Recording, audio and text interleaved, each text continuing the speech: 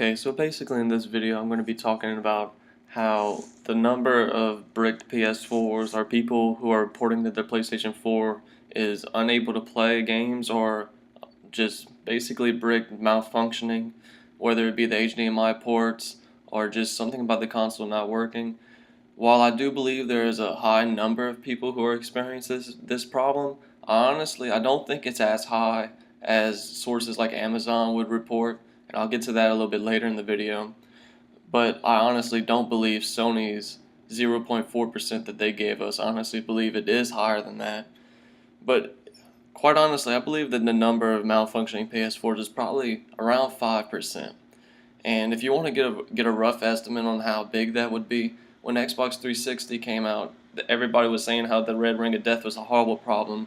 Well, first off, I still have a Halo 3 Custom Edition Xbox 360. It's 8 years old right now, and it still works perfectly fine.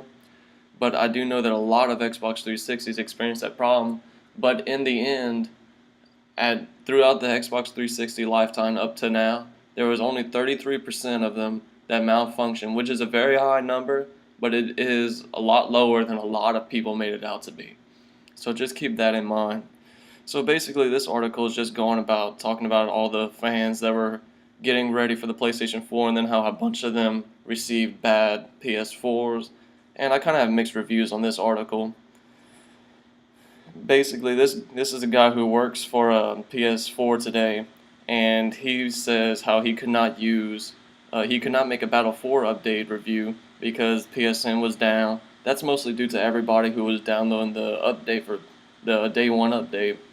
And the article continues to go on talking about how the HDMI ports, how they were messed up. Sometimes the cables get messed up, and if your HDMI port messes up, either whether that be coming out of the box or after about a few hours of play, your PlayStation 4 is basically bricked, and you either have to go get a new one from the store you got it from, or you have to call Sony and wait for a box so that you can ship it to them.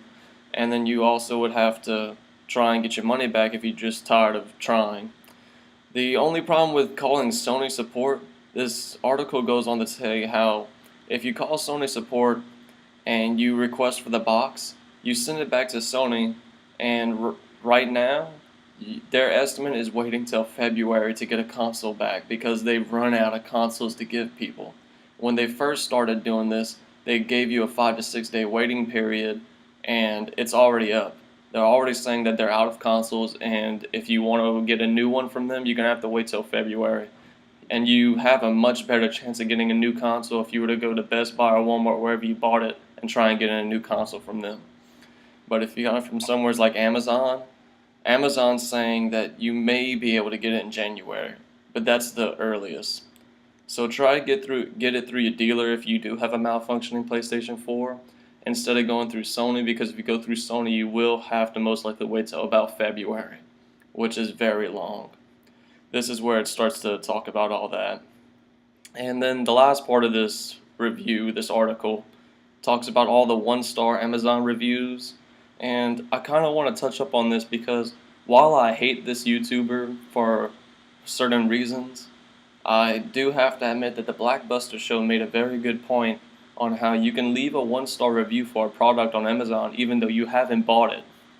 And this makes it easy for true Xbox fanboys or anybody that just plain doesn't like the PlayStation 4 to go leave a 1-star review even though they didn't actually even buy the console. So that kind of makes the reviews on Amazon kind of fake and whatnot. But you also got to remember that goes the other way around too. Somebody can leave a 5-star review, or they can make multiple 5-star reviews if they felt like it. So don't really look at the Amazon reviews because it won't really show a good accurate representation of all the people who are getting malfunctioning PlayStation 4s. What you should do is look on like YouTube videos, get video or picture proof that their PlayStation 4s are malfunctioning, and if we can kind of compile how many people are having these issues, then we can see just about how bad it is. So while I don't think it's nearly as bad as Amazon makes it look, I do think it's a lot worse than the 0.4% that Sony gave us.